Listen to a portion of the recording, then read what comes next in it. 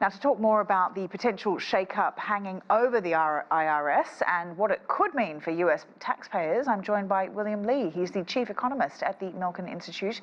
Thanks so much for joining us on the program today. Now, we know the IRS is not altogether liked as an agency, but they do more than just collect taxes. They enforce tax laws and ensure compliance. So why is Trump targeting this particular agency? Well, President Trump is one of many presidents, both Democrat and Republican before him, who have tried to do something about the inefficiency and bloated bureaucracy in the federal government.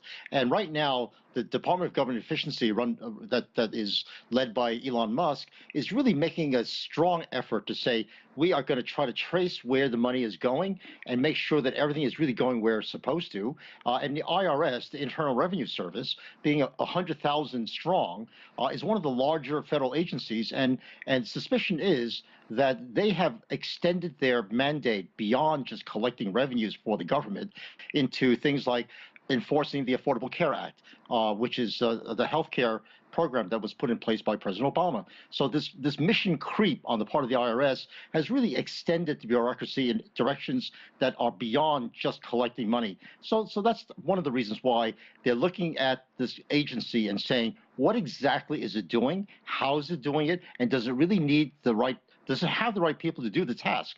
Because the one thing that they have to do is to become much more digital, much more technological, and less labor dependent. So will the kind of reforms put in place overhaul or affect tax returns this coming year? Well, I think it's going to be too soon to talk about what's going to happen to the returns for this year, because all of that stuff is being automated. The data that are there are in place, procedures are already in place. What the reforms are looking to do is to say, how do we get revenues for the federal government in a more efficient way? The United States is one of the few countries in the world that depends for its revenues on income taxes from individuals by 50%. That is 50% of government revenues come from individual tax returns. If you look at other OECD countries, that number is closer to maybe 40 or 30%.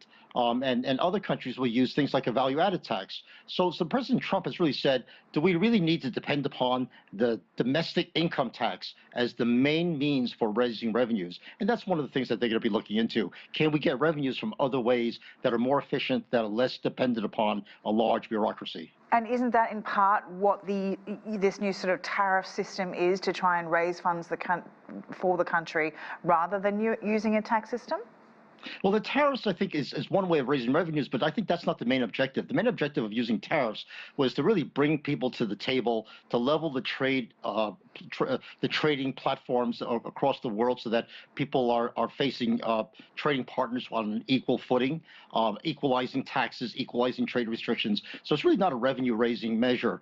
I think the U.S. is just like Denmark, is highly dependent for over 40–50% of government revenues is highly dependent upon that income tax.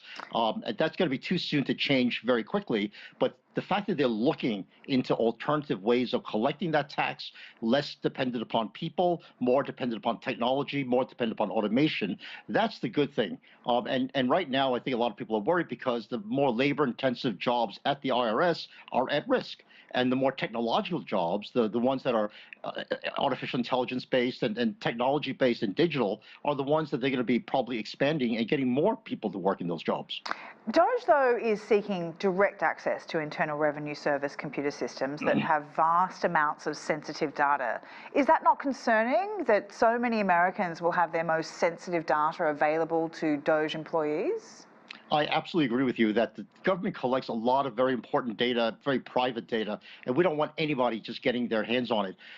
DOGE has been asking for access to that type of data just to see where the money flows are going. They don't really care who it's going to, any particular person, but they just want to make sure that we're collecting money from all of the sources, that corporations are not escaping the taxation, rich individuals are not escaping taxation, and in order to do that, they have to look at the data flow itself. And I think that's the purpose of their looking at the data, to say, are we matching the people who owe us money with the amount of money we're getting? And who is it that's not paying? And can we catch up with them very quickly without having to wait years and years for a full-scale audit? There's a lot of programs that rely on IRS funding, Social Security, Medicare, educational programs. What implications, especially financial, will they have from taking away IRS funding from these social services? I don't think, Sally, there's a very much of a direct connection there.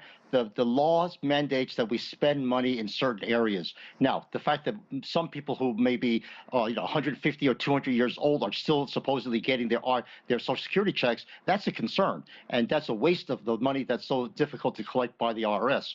But the fact that we're reducing funding to certain areas of the IRS and increasing funding in other areas, and right now no decision's been made. No, we're not talking about funding to 200-year-old people. We're talking about taxes that have gone towards serious and very important programs in the educational system and also health programs too. Much of the public funding goes to support social services across the country.